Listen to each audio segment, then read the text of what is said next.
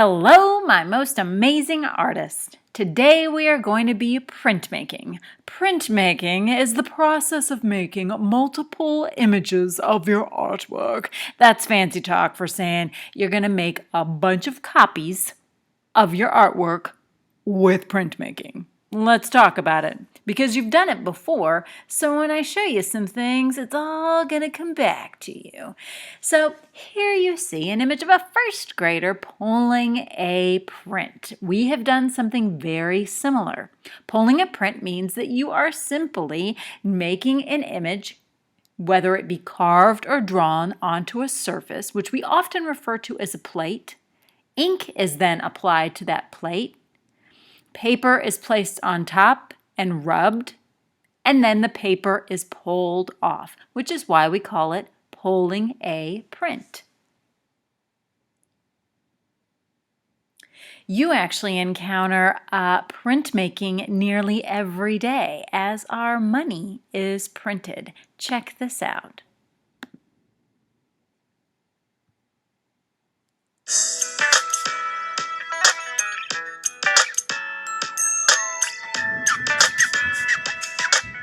It takes one person to spend money, but many people to create money.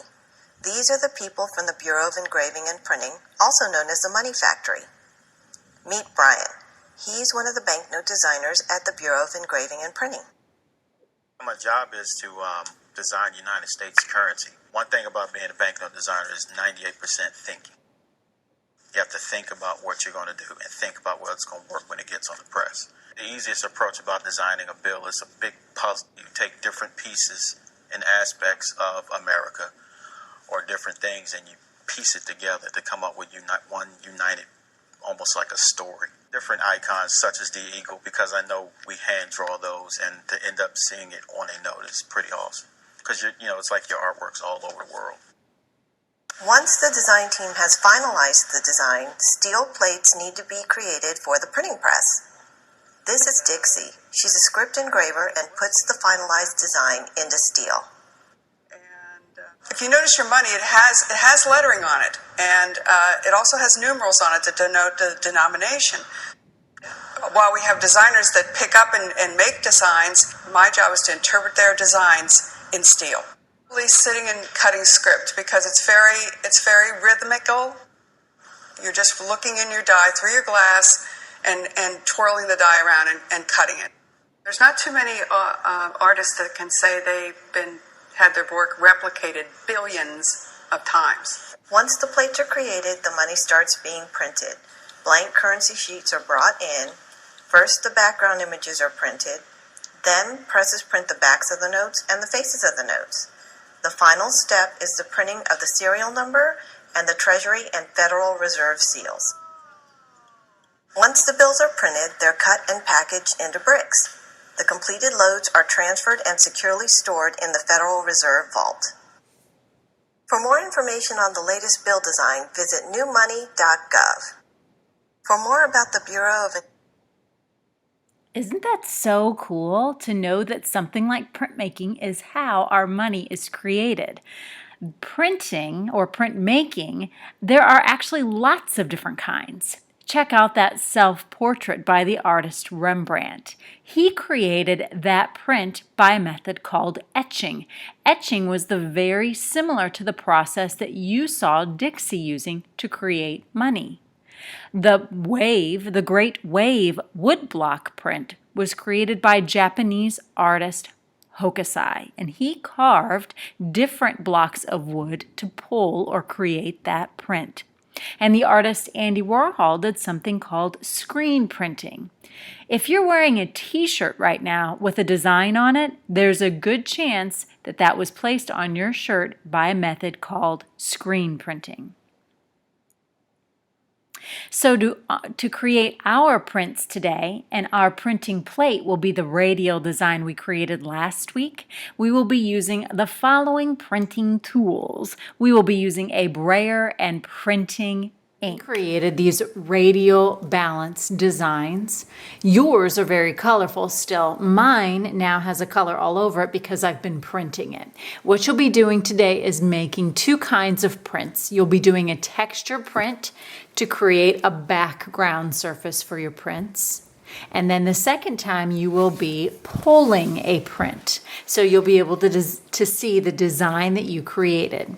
So let's talk about how you're going to go about doing that today. The first thing you'll need to do is go shopping at the store. And when you go to the store, you'll need to get a piece of paper. It doesn't matter to me what color. I'm just going to start with white. The first thing, of course, that you'll need to do is to get your name and teacher code on that paper, because you know once it's got ink all over it, you're going to have a really hard time flipping it over to put your name on it. So my name is here, which means that's now the back. The first thing you're going to do is create a textured background for your print. So it's going to be a little tricky. You and the people at your table are going to have to pay close attention to what you're doing, because you're going to have one tray that looks like this and one tray that looks like that. The colors might be different. One tray has ink, the other tray has paint. They look identical, but it's important that you know which is which. Here's how you can tell. If the brayer is just plain on the handle, then that means this is the paint tray.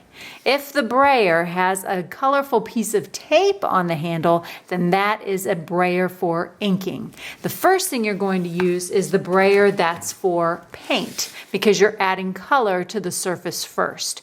So you know how to use a brayer. You take the brayer and you just tap. In this case, it's the paint. You don't roll through the paint, you just tap to pick up some of the paint, and then you roll back and forth underneath that.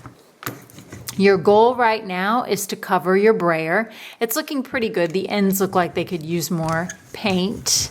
And then once that's done, I'm just going to start rolling this paint onto the surface of my paper.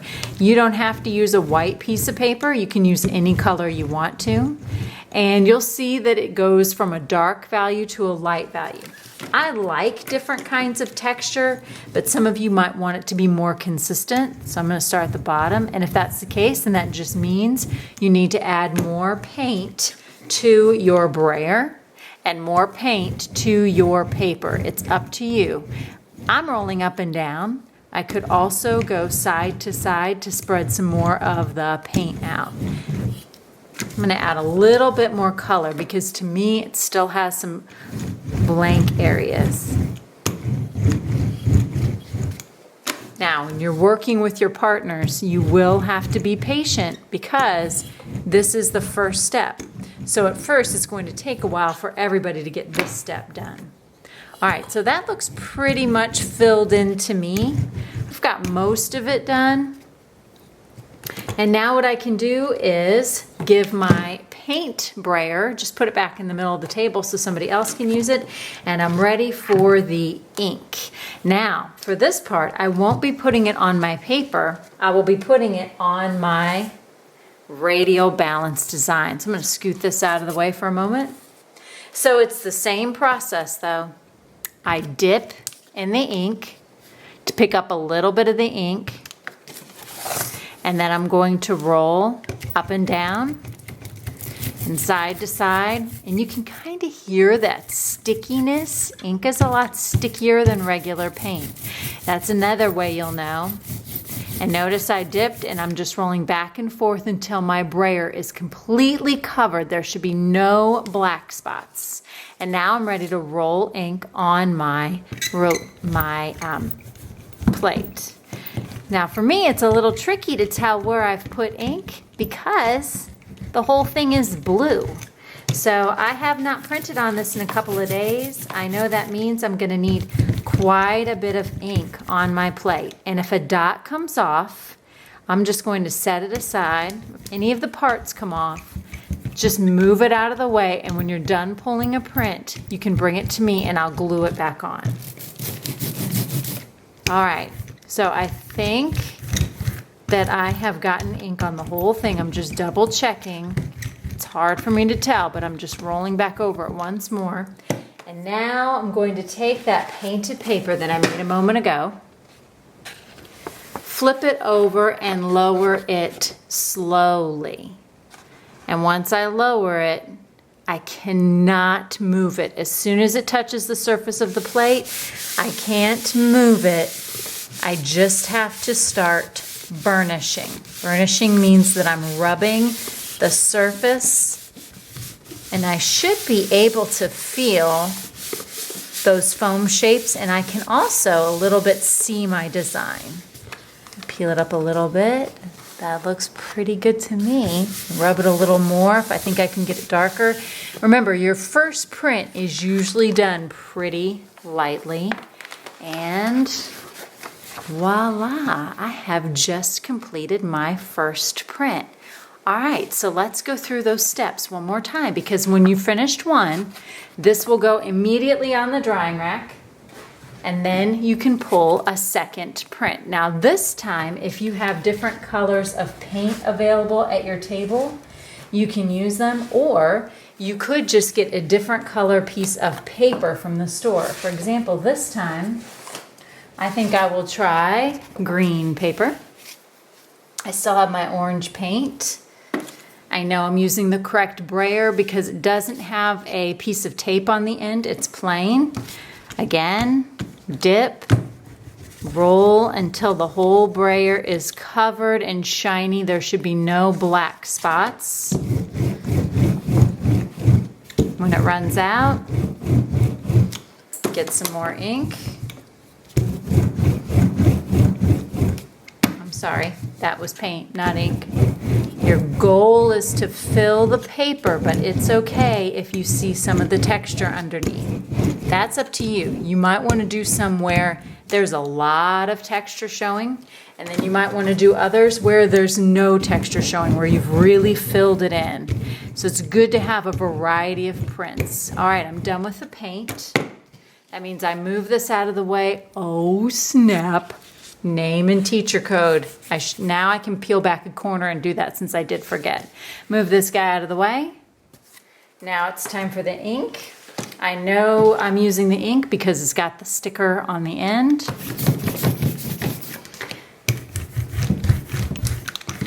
Again, it's hard to tell which ones you've rolled on. So one trick you can do is just kind of hold your plate up and let the light reflect it. And if you can see that parts of your plate are a little bit shiny, they're a little shiny, that means you've got some nice wet ink on there.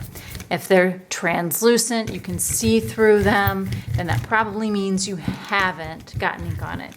Here's what I would do if I were you. I would put more ink on it as opposed to less. So if you're not sure, did I put ink right there? Go ahead and put ink right there, because you can't go back and add it once you're finished pulling the print. So I'm just gonna go all the way around the outside and then maybe start from the middle and go out. You'll find a good method that works to make sure you've gotten the whole thing filled in.